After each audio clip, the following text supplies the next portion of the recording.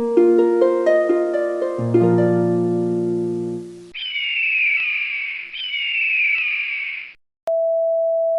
want to talk about the biggest and the most important story in the world, the Wuhan coronavirus. This coronavirus is a catastrophe on the scale of Chernobyl for China, but actually it's probably worse than Chernobyl, which was localized in its effect. The coronavirus could result in a global pandemic. While you were all sleeping overnight, the number of diagnosed cases in China increased by 30%. Now, let me be clear, that's not new cases, that is just newly admitted cases. It is probably several orders of magnitude higher than that. Also, while you were sleeping, China now has its entire border with Russia closed. 2,600 miles, Russia has closed that border. El Al has shut down travel between Israel and China. Air France has shut down travel between China and France. And that's in addition to all the other countries that have already shut down travel. From what we know so far, and there's still many unknowns, this virus could have both a long incubation period, as much as 14 days, and individuals could be contagious while asymptomatic, which was not the case with SARS in 2003.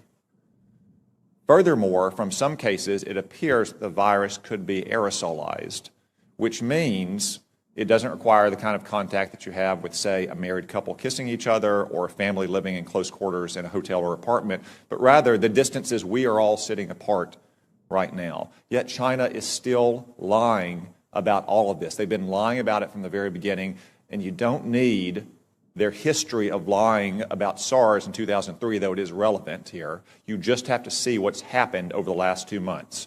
We now know that the first case manifested no later than December 1, even though China didn't reveal it to the WHO until a month later on December 31st, when they continued to hide it from their own citizens. And they continued to say that it had been contained inside Wuhan. Today, it is in every single province in China. They also claimed for almost 2 months, until earlier this week, that it had originated in a seafood market in Wuhan, that locals had contracted it from animals in, say, bat soup or snake tartare. That is not the case. The Lancet published a study last weekend demonstrating that of the original 40 cases, 14 of them had no contact with the seafood market, including patient 0. As one epidemiologist said, that virus went into the seafood market before it came out of the seafood market. We still don't know where it originated. Could have been another seafood market. Could have been a farm. Could have been a food processing company. I would note that Wuhan also has China's only biosafety level 4 super laboratory that works with the world's most deadly pathogens, to include, yes, coronavirus. Now, look at China's own actions. They have quarantined 60 million people, 60 million, more than the entire population of our West Coast. They've shut down schools indefinitely. Classes canceled nationwide indefinitely. Hong Kong, a part of China, has basically shut down all travel from the mainland. That's why it is essential that we immediately stop all travel on commercial aircraft between China and the United States. Making exceptions, of course, for American citizens to come back, as we just brought back yesterday, allowing essential trade to flow as long as crews on ships and aircraft are not allowed to go into the general population in America, and making exceptions, of course, for medical personnel to go into China to try to get a handle on this. It is essential that we take those steps, and essential that we get to the bottom of China's deceit and incompetence on this measure. And gentlemen, I raise this with you because you are responsible in your combatant commands for some countries that have the most fragile public institutions, to include the most fragile public health institutions in the world.